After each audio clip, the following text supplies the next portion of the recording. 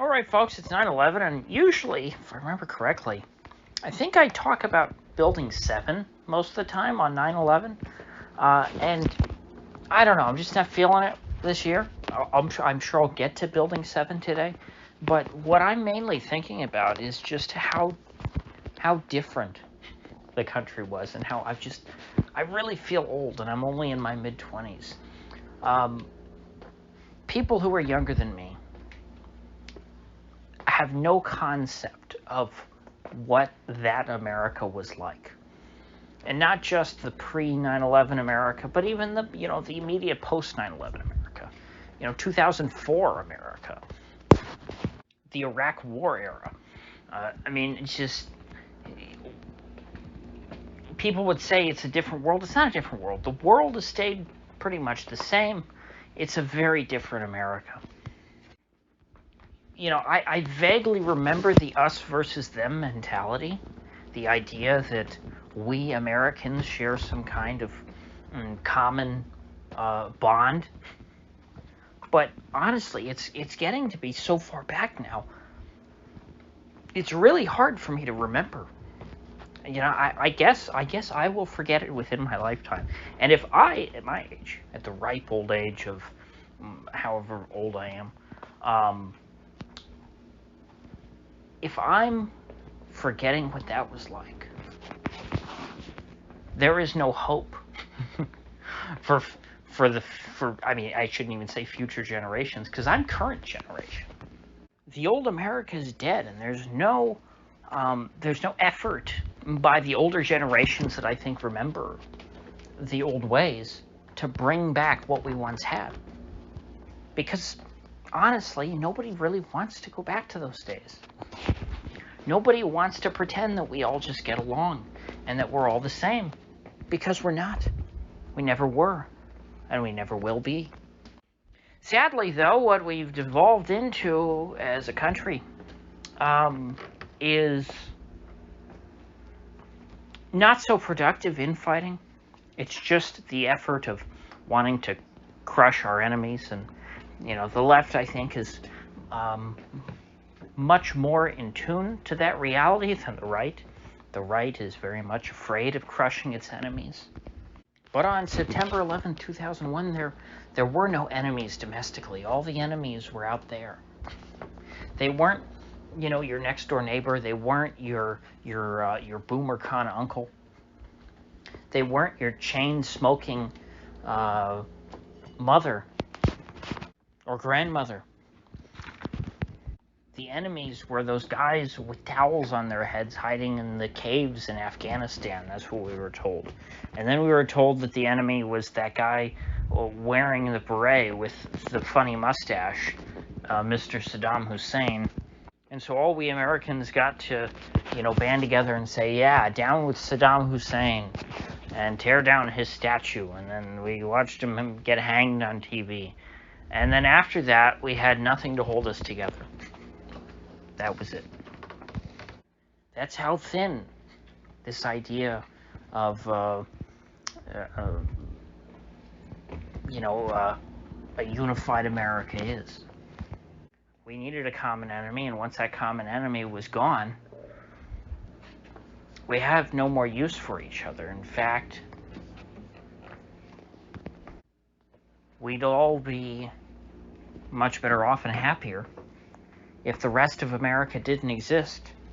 I think that's how most Americans feel about the rest of the country.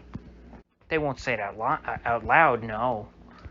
They won't say that, a unified America is a fool's errand. What they'll say is that they want the whole country for themselves and for whatever they consider to be the real America. I've talked about this concept in the past.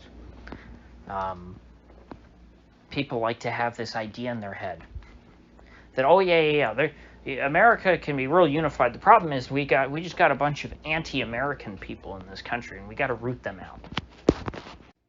Radio host Glenn Beck used to talk about this a lot. He had this phrase I remember he used to use. He would say, "We surround them." It seems like things aren't going well for us politically, but that's just because of a small minority of anti-American people are in power. But we're the majority, and we just got to take back the power. And that was all nonsense, and I think even he recognizes that now. It's not the case. There is no real America in this country. The problem is that everyone has a slightly different view of what America is. People think of America as usually their hometown, okay? And guess what? Their hometown is one place. Everywhere else in the country is different to varying degrees. It has different cultures, different history, different seasons, different foliage, different architecture. Well, I hope different architecture. A lot of places have the same stale, just recycled, focus grouped lack of architecture. Ugh. I don't even want to get into it. But suffice it to say, there are many peoples who call the United States home. And they want to get rid of the rival tribes. They want all 50 states to themselves. And that's what's holding us back at this point. You see, currently we have, I don't know what you would call the people who are currently have the upper hand in Washington, although they typically are dominant in Washington. I guess you would call them the professional class, a combination of awfuls, country club goers, old money. Awfuls, for those of you who don't know, are affluent white female liberals. And so currently they have control of the regime, and really, they've been solidifying their control. They were always there. They were always an integral part. They were always the dominant faction within the regime, but they now have turned on the rest of the country, which is why they stand out so much more now. That's why their presence, their role in society as the actual people who make up the bureaucracy, who make up the legal profession, who make up the medical profession, and who make up the universities, as well as the officer corps of the U.S. military, not to mention the intelligence services and the secret police. All the people who were focused in the immediate aftermath of 9/11 on hunting down, killing, torturing anyone who they could loosely tie to 9/11 or who they thought were sympathetic, who were approving of 9/11. They really didn't have to have any tie. Obviously, 99.9999999% of people who were killed in the war on terror had nothing to do with 9/11 because the 9/11 was perpetrated by only a handful of people, many of whom were part of the Saudi government, and of course none of them are ever going to be punished because they're our closest ally after Israel. Not to mention the dancing Israelis, which are currently trending on Twitter. And so a bunch of Saudis and Egyptians knocked down a couple of buildings in New York City, and so we had to kill a few million people in Afghanistan, Iraq, and other places scattered throughout the Arab world. So that makes a lot of sense. People from first country and a second country attack a third country, and the third country responds by massacring people in a fourth and fifth country. It doesn't have to make sense. All you have to know is that the people who are currently in charge of hunting down the so-called domestic terrorism threat in the United States, the people who are prosecuting the January 6ers, the people who would like to put Trump in prison for the rest of his life, and the people who are in charge of reading your emails, they did that. They responded to 9/11 by murdering millions of innocent people. And so now that they've changed they've adjusted their sights, They're no longer focused on the Middle East. Now they're focused on their political enemies domestically. What do you think is going to happen to us? Can you even say it out loud? Or will they come raid your house for just pointing out the obvious? Think of it, folks. Not that many people were involved in 9/11. Look at the body count. Not being a part of January 6th, or not being a part of, even if you didn't vote for Trump, that's not enough.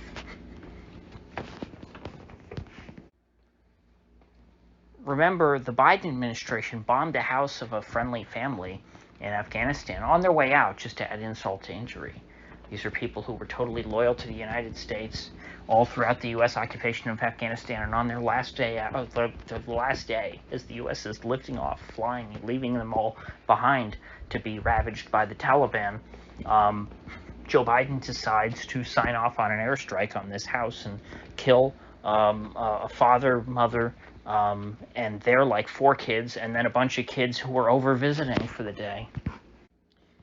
You know, it's not just that they want you dead, it's that they don't value your life even if they don't care about you. These are people who don't value human life. As if their love for abortion didn't already clue you in on that.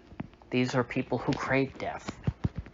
Death follows them everywhere they go.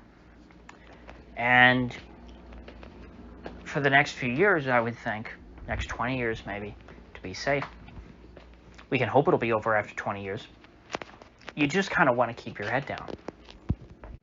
I always intended to delete this YouTube channel eventually, because I just have it for venting my thoughts on the day, because I don't really know anybody that cares about this stuff, so I figure I'd put it out on YouTube and let some other people listen. Maybe there are other people who might agree or who might have interesting things to add. But now that the the boot or the barrel, whatever you want to look at it, has been turned on us, I look at the last 20 years in a totally different lens. And I just wonder if at some point it will just become normal to see roving gangs of SWAT teams just, busting down people's houses over nothing, dragging out dead bodies and just not talking about it, because that's just normal in our society. And, if you ask too many questions, well, then they'll be raiding your house next and pumping you full of holes in your sleep. So if you see a cop or a member of the military today, remember not to thank them for their service, especially in the memory of 9/11, because you never know when you might get the opportunity to just thank them personally while they're on the job, breaking down your door. Remember when you thank them what it means to serve this country. Remember what it meant for the people of Iraq and the people of Afghanistan, the people of Libya, the people of Syria, what it means for an American soldier or an American policeman, in our case domestically, to serve their country. Now, personally, I'm not too worried because I'm far from, prominent, and I don't exactly have the spiciest takes on the planet. There will be a lot of people who will start getting whack-a-mole before I ever would, and so before things clamp down too much, I will have an opportunity to close my mouth and to just go silent. And so that's kind of what I'm waiting for here now. I'm waiting for them to just start, outside of the January 6th context, because now they're still going off January 6th. When do they find the next thing? When do they just start picking off people at random on a more regular and a more public basis? Obviously, we had the one guy in Utah, but again, that's one guy. When do we start seeing those really start to stack up, or we see more and more people? And for slimmer and slimmer reasons, like the guy in Utah, even though he clearly was not a threat to anybody, on Facebook he was making direct threats, saying, I will do bad things, because I don't want to use these words on YouTube. I will do bad things to the president. That's what he said. I'm not saying that myself. I'm quoting, or I'm paraphrasing this guy who was killed in Utah. And so he was making direct threats. So that was kind of their in. They said, okay, this is somebody we can go murder, and no one will be able to criticize us because he made direct threats. Although they were not actionable threats, they were not credible threats. He was an old man on oxygen who used a walker to get around. And so that to me says, okay, that's where the line is now.